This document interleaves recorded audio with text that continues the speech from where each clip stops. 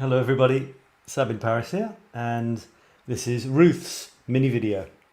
Ruth from the Netherlands, from Norway I think.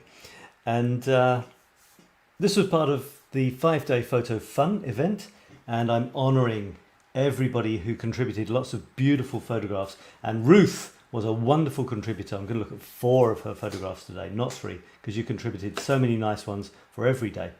So this took part in the, here we are, in the smartphone photography group. So please invite your friends to join us in the group, please. I would love that. Let's have some more fresh faces and fresh photographs. And I'm going to start off with, by the way, this is leading into the masterclass, which happens on Monday, and I'm going to tell you about that at the end. So here is the first one from Ruth that I'm going to show you.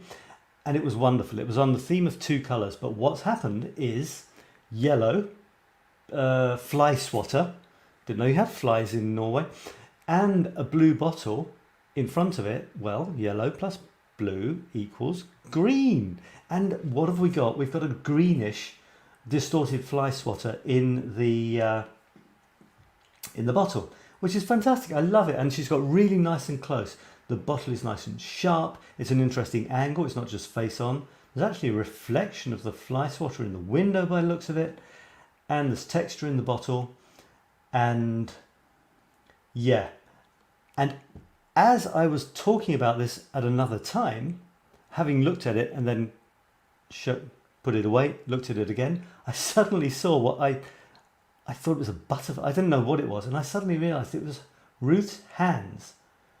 And yet holding the phone to take the photograph, and yet where is the phone in the reflection? So that's a very, very strange shot. I could probably work out why if I tried, but I won't bother. Really love that, Ruth. Here's the next one, and this is, the theme was eyes. You've done some really cool ones. This was the one in the bottom is a painting with an eye in it. This is a kid, sorry, your son, with 2 dummies. I think I've done that with my kid. And this is the one that I chose to show, to highlight. And it's a glass ball through which you are looking, and it looks like it is your eye. Ah! How spooky is that? And I just remembered that I was going to give a tip on each photo as well. I forgot for the last one. And it's really, really striking. I love it. It's improvised. You know, you had the idea and then you went for it. So my thing that I will offer you as what comes to mind to make this photograph potentially stronger, or another way of looking at it, as it were. Well, clearly the eye in the glass ball is the amazing part of this picture, and yet it's blurry. Your real eye, I mean the one without the glass ball in front of it, is sharp, but it's chopped in half, and it's clearly not the most eye-catching thing, as it were. So would there be any way of making your eye in the glass ball the thing that's sharp and your eye behind slightly fuzzy? Yes, there are ways of doing that. We could try. This stuff is something that is definitely covered on the masterclass, and you might find it's a stronger picture, or at least a definite alternative. So that was what I would say to that. Let me look at this, back at this one, ways of improving this. To be honest, I can't really think of one. I'm not going to spend time wasting time when it's not really worth. It's original photograph, never seen one like it before. That for me is what I'm looking for.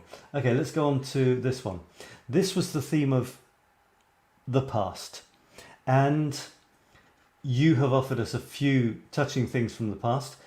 This was a fun one, the old a clock, but with the old thing they put on the TV just before the end of emissions, the test card, BBC test card. I don't know, maybe it's a Norway had the same thing, and so on. This is the one I'm going to look at. It's your great-grandfather's measuring tape and my son's tailor bust. So your son must be a tailor, and your great-grandfather maybe was a tailor as well. Maybe it's something that has been passed down the generations. So that's a lovely shot. I like the angle, It's obviously well worn. So I was thinking, how could this be a stronger shot? Because the danger with taking pictures of old things is it's just a picture of an old thing and the photographer isn't really present in the shot. That sounds weird, but I'm into creative photography. That's what I do. And that means the photographer has added something to whatever they're taking a photograph of. That's especially important with objects, because if you take a picture of an object, especially a striking object, well, the object is striking. Why bother doing anything except take a straightforward shot of it? Well, you should. If you want to be a creative photographer, you have to add something. So I was thinking, what could you add? And for me, I'm thinking, how many times has this tape measure run through your great-grandfather's fingers and maybe down the generations? Maybe many fingers have had this tape measure running through it, and look at it, it looks like they have, because it's frayed on the edges, the numbers are a little bit worn out. I would put my hand in there and have my fingers touching the tape measure in the way so many others down the generations of your family have. You are the latest in the line who is holding this little piece of tape, which has been used in the making of so many items of clothing by many members of the family. I would actually put my hand in the shot and take a picture of my hand touching that. So there's a thought. Or you could have somebody else's hand, couldn't you? The point is a bit of humanity. And this is the last one, which is kind of scary because I'm in it. Oh my God, do I look like that? Yikes! And it was on angles, and it's such a cool photograph. Ruth paints when she was listening to my videos that she's watching, and her painting is of angles. Maybe it's mounted, I don't know, but it's angles. The painting itself is at an angle. I'm at an angle, she's at an angle in the mirror. Look at the mirror, she's in the mirror. Everything is at an angle. So isn't that wonderfully cool?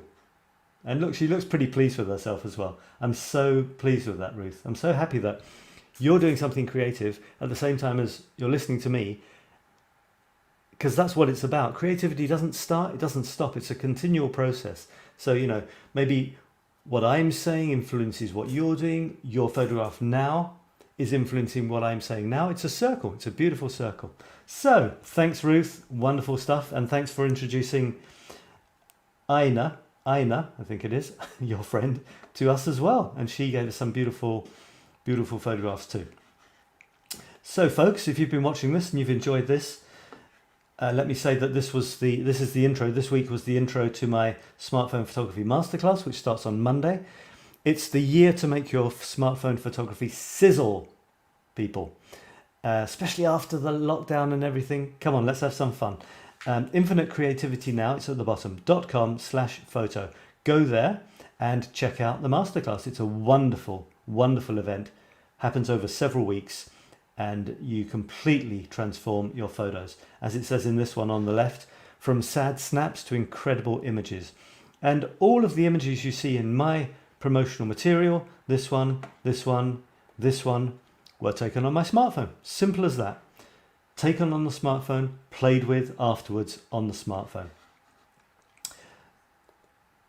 I would love you to check out my masterclass. Again, it's infinitecreativity.now.com/photo. Come along. We have really a lot of fun, a lot of creativity, and I'd love to have you with us. So that's it for now, and I'll talk to you again soon. And thanks, Ruth. Bye for now.